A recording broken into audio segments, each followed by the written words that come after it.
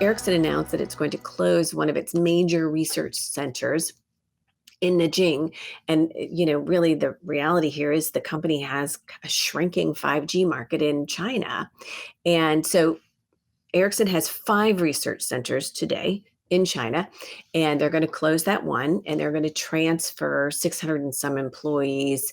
Perhaps, this is a rumor, not confirmed, to a partner company rumored to be Tieto Evry, which is a Finnish software provider with offices in China. And this is really largely due to the fact that, the Swedish telecoms company is losing market share in a big way to Huawei in China's 5G market. That makes sense. With all the things that have been going on with Huawei and sanctions by, the imposed by the US and other concerns the worldwide and some challenges that Huawei has had. But to step back from that for just a minute, so China is the world's largest 5G market. They've got nearly 1 million 5G base stations in operations, or will have. No, they have had 1 million 5G base stations in operation by the first half of 2021. That's a lot. It's, of course, considered a critical market for any telecom provider, right? China provides a test bed for all of the advanced 5G technologies, and companies like Ericsson and rival Nokia want to be able to tap into that test bed, those results, that information when they're deploying their 5G networks across the world.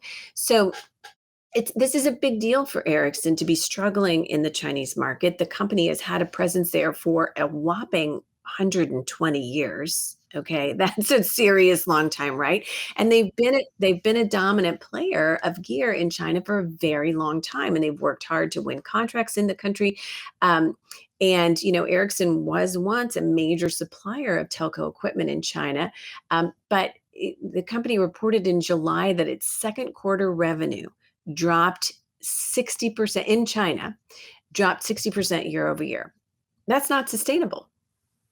I mean, I agree. I think, at least in terms of maintaining, a competitive presence in the China market, and this is a clear-cut example of geopolitics, trumping trade considerations and technology considerations.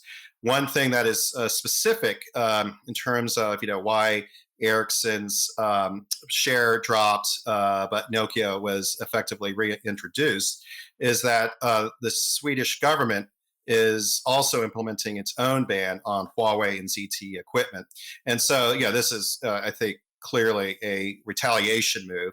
And but they are still hedging. They didn't completely, cross out Ericsson's name in terms of, winning some of the most recent tenders. And I think this is something that isn't going to go away anytime soon. I think the geopolitical factors will be increasingly factored into, how these players look at, competing long term in the global 5G market.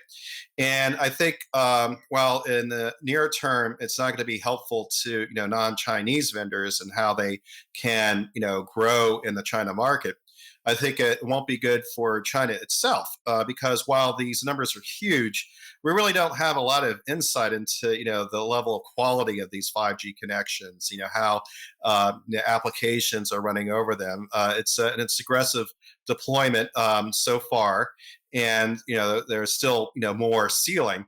I think a part of it is the Chinese government deciding, okay, Huawei and ZTE are getting some important markets cut off to them. So let's, pump up the market that's addressable in China to help offset that, and also, be able to make, global leadership claims in 5G.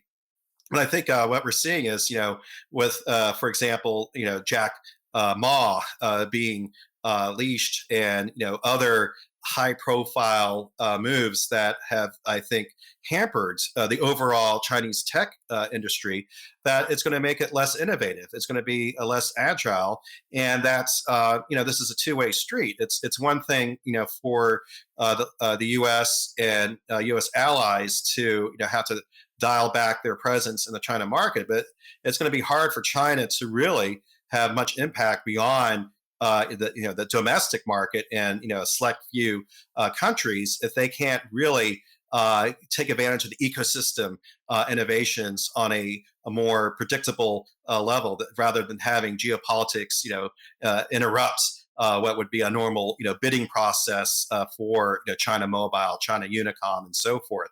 So, I think ultimately it will be actually more bad news for China than U.S., Sweden, and other countries that are putting the brakes on using Huawei or ZTE equipment in a 5G network specifically. Yeah, China is a really tricky place to do business these days. I mean, we're talking about, the ed tech industry has been reeling as a result of, some recent new regulations out of China. And now we've got the gaming industry in the sights in terms of, the country limiting consumption of video gaming on the part of its citizens. And Jack Ma sort of being, invisible over the last several months. And so it's a very tricky time for investors, anybody investing in the Chinese market. It's a really tricky time for companies trying to do business there. And, when you talk about the money part of the equation, Ericsson's got four remaining research centers in China, in Beijing, Shanghai, Gansu, and Chengdu, and they collectively employ over 5,000 people, and they've got an annual R&D spending budget of $460 plus million dollars. So there are ramifications there for the Chinese, and it just continues to be a sticky situation. And I will say, kind of end this conversation by saying that Ericsson's CEO told Reuters in an interview last week that the company was not giving up on the China market. And I think that Right. it's, based on what we talked about earlier and how important the Chinese market is in the 5G ecosystem as a whole.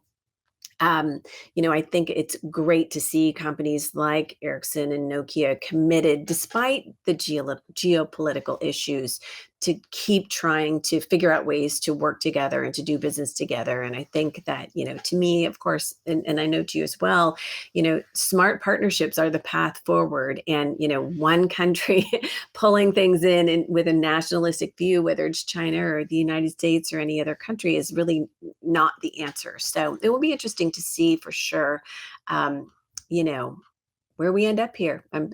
A lot more things are going to happen, I'm sure. Yeah, and I think that's a good point about the Ericsson CEO, that now giving up on the market. I don't think that would be prudent at all.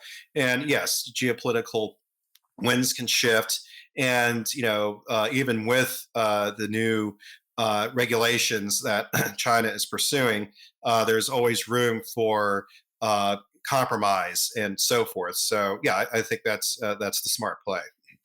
Well, we'll see. Right, right. It can always get worse too. So fair enough.